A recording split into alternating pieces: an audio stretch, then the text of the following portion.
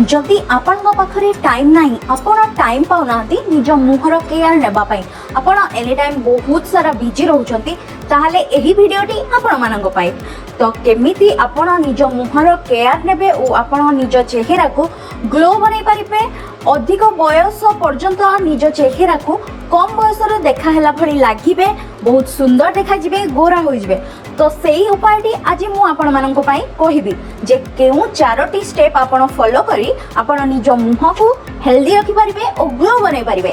तो चलंतु एही वीडियो रे आगो को बढ़िबा और जानिबा केमिति हम मुह को हमें ग्लो बनेबा।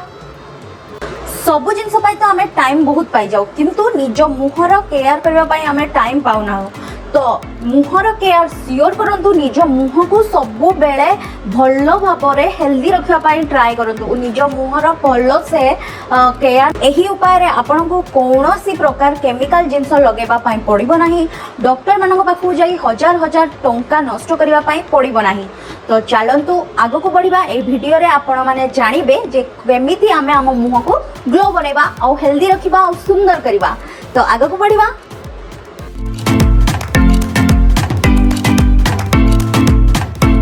तो हाय एवरीवन मु पुनम आपण मानव स्वागत करछि मो चैनल पुनम स्वीव को। तेबे चलंतु आज रो हम वीडियो जानि नेबा। तो फर्स्ट स्टेप हेउछि हमरो क्लींजिंग रो।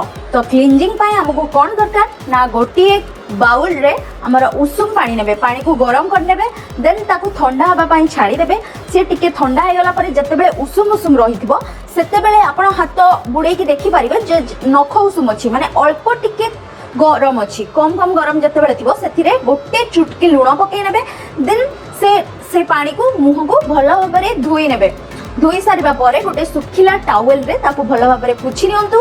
तापर आमे जिबा हमर नेक्स्ट स्टेप को नेक्स्ट स्टेप होछि हमर स्क्रब स्क्रब करिया पई हमको कोन दरकार ना हमको गोटे 2 चम्मच कॉफी और 2 चम्मच दही दरकार। तो दही आनिबे बसा दही आउ जो भी कंपनी रो कॉफी पाउडर नेले चलिबो। तो कॉफी को नहीं भल भाव में मिक्स कर देन मुहरे लगे ताकू भल भाव में स्क्रब करेंगे 5 मिनिट स्क्रब करबा परे ताकू भल भाव में नॉर्मल वाटर रे धोई नियंतु। देन आमे जिबा नेक्स्ट स्टेप को नेक्स्ट हेउची हमरो मसाज पाई हमको कोन दरकार ना मसाज पाई हमको दरकार गुलाब जल आउ महू बा हनी गोटे किंबा 2 चम्मच हनी आनंतु से गुलाब जल 2 चम्मच मिक्स करंतु देन भल भाव में मुह को मसाज कर नियंतु एमती सर्कुलर मोशन रे मसाज कर नियंतु भल भाव में फोरहेड हमर अंडर आई सबु जगह रे भल भाव में मसाज कर नेबे 10 मिनिट मसाज करबा परे ताकू भल से धोई नियंतु नॉर्मल वाटर रे। देन हमर लास्ट स्टेप आसला ओ जरूरी स्टेप सेथि पई हमको फ्रेश एलोवेरा जेल दरकार।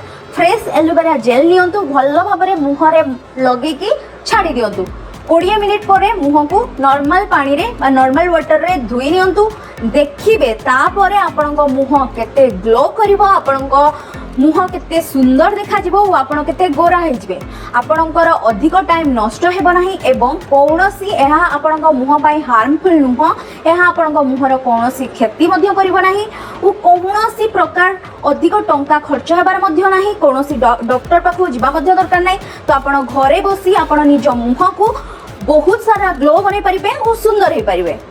तो ए वीडियोटी आपण मानकु केमिति लागिला मते कमेंट करी श्योर जणेबे। हाँ मने रखंतु आकु एई रेमेडी को सप्ताह रे 2 रु 3 थर आपण करि परिबे निजर जेमिति टाइम अनुसार ही करि परिबे।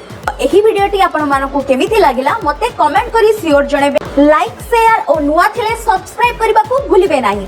रहिली धन्यवाद।